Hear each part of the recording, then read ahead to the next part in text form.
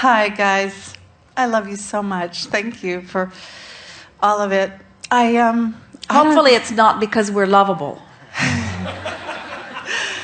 Hopefully you are loving us because you have just brought yourself into the vibration of love, and we are among that which you love. Thank you. Thank you. Although we are lovable.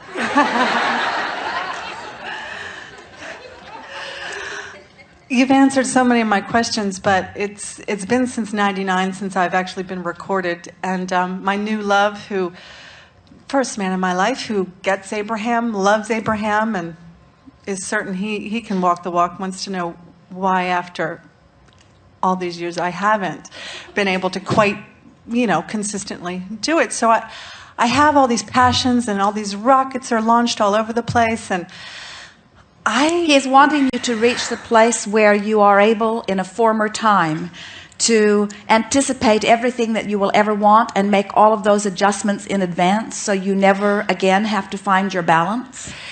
He really resonated with the funny guy, the gentleman with the... On the brink of divorce, that one? Yeah. So his point is, don't look to me for your connection. And I agree wholeheartedly. I just don't know how to stop. I can get really quickly to anger. I'm good at that.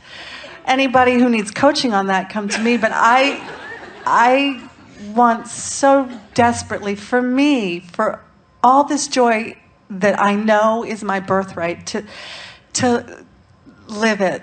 Well, what we wish for you is not that you are always in a place of joy. And that may sound strange, but it is not our wish for you that you get into this place on the emotional scale and just stay there forevermore. But we do wish for you that you know that no matter where you are on the emotional scale, you have control about which way you move.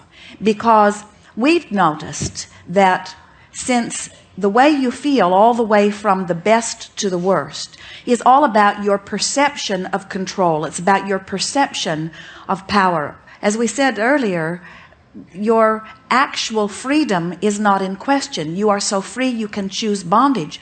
No one can vibrate for you. But your perception of freedom is what all of this range of emotions is about. And the more you perceive yourself to be free, the better you feel. And so when you know, because you've shown yourself that you can feel better relative to this and this and this and this and this, then in time it takes the sting out of discovering yourself in any moment in time in a place that you do not want to be.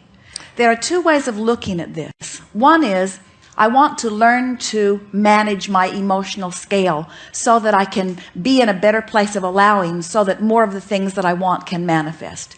And we think that's a good reason to work with your emotions. We think managing vibration for the purpose of deliberate manifestation is really a worthy goal. But we really want you to reach the place that the reason you are managing your emotions is because it just feels good to feel good, and because you've come to understand that you're supposed to feel good, and that your standards about the way you feel are increasing so rapidly that you are just not willing not to feel good. And it isn't until nothing is more important to you than that you feel good that you will begin to consciously and steadily, deliberately manage your own vibrations. There are no other reasons, no other factors that will serve you in that way. So then we say, you just got to practice until you've shown yourself you can do it. Every now and again, Esther will discover Jerry not where he wants to be on the emotional scale, or he will discover her there. And quite often they'll laugh about it as they realize that they're almost deliberately being in a place other than a place that they want to be, because they know they have control about where they be. And what we're saying to you is, whenever you, and now someone might say, why would anybody deliberately not feel joyful? Well, because you're wanting to learn to manage your scale. You're wanting to know that you're in control. You see, that's what you're looking for every time, the knowledge that you are in control. And then the rest of it is just practice. And we really don't think that we need to sit here together with you and practice. You know what to do. Well, pardon me, you once I believe, lovingly said that we're lazy. Why haven't I gotten... I mean, I'm a smart woman. I'm wise. I'm strong. I don't understand why...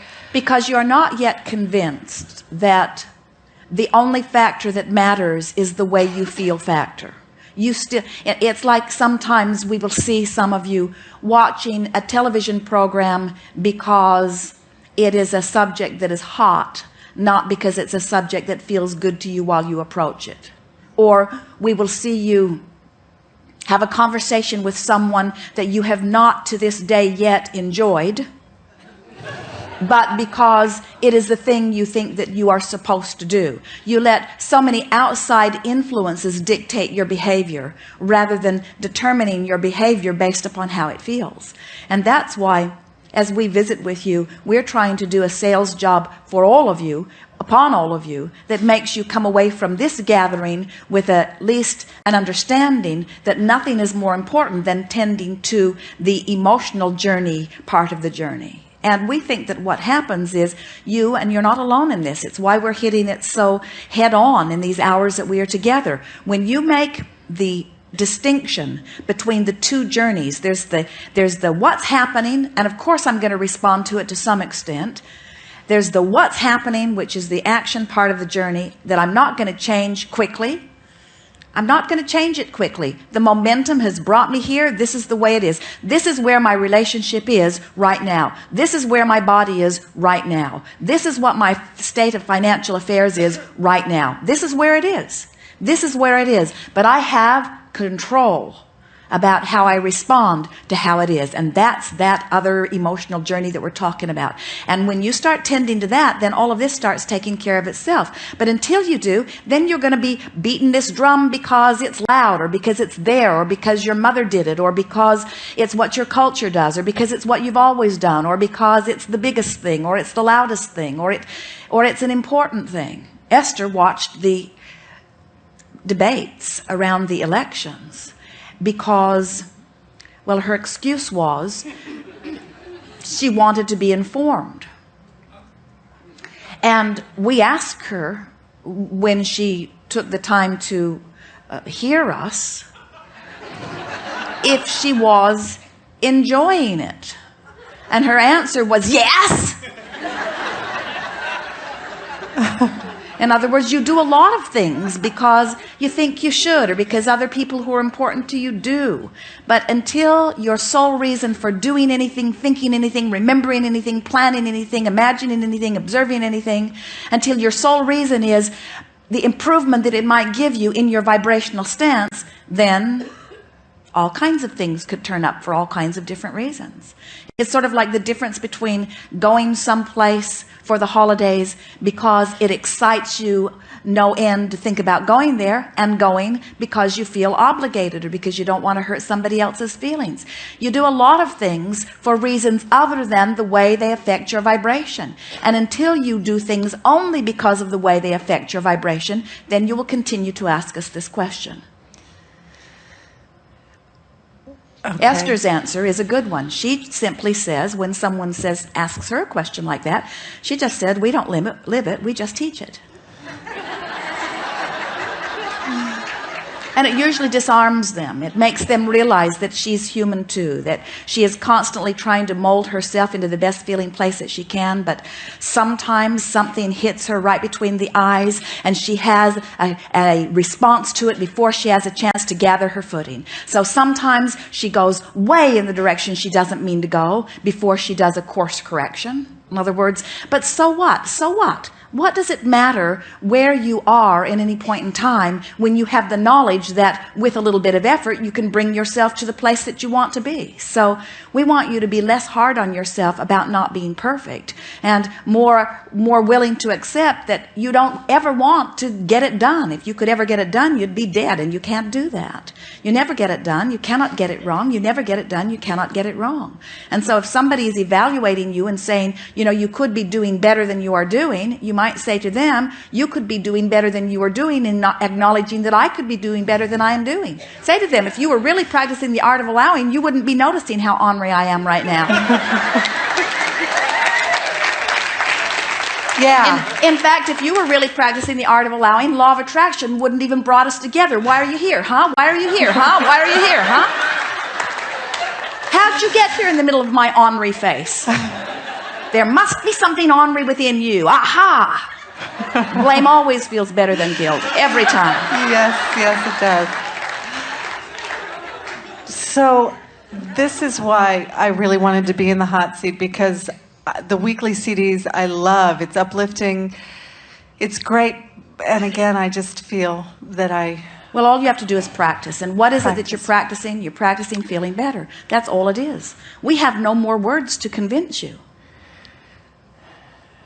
It's a little bit of a drag, we know. It takes some effort. It's not the easiest thing to think a thought that is different than the thought you usually think under these circumstances. But you just can't keep having knee-jerk responses without staying in the same place. So next time you have a knee-jerk response and you're not pleased with your knee-jerk response, then stop and say, now wait a minute here. This is happening. Yes, it is. It sure is. And I can feel this way about it, or this way about it, or this way about it, or this way about it. How do I choose to feel about it? What's the best feeling way I have access to right now? And then just go after it. Good. Okay. One other thought. You were speaking to the psychiatrist a couple days ago that he was born, well, before he came. This was his path. I don't ordinarily hear you validate on that level, and it's not usually that obvious, and we're not going to do it here. Okay, I am a masseuse, and one of the greatest things that helped me in this path was that you said that we have an ability to connect people in the time that we are working on them, just so that they can be connected. Well, it's a very conducive situation if you are not going after it too hard. In other words, if you're not trying too hard to bring them from wherever they are to a better place. The gentle and comforting touch can be very effective in causing a person to relax, especially if they are in a little bit of distress, because the distress itself is calling or asking for improvement. So when they come to you wanting improvement and then they relax because of your technique, now they are accomplishing the two things that are necessary to achieve anything. They are asking and allowing. Great. Thank you so much.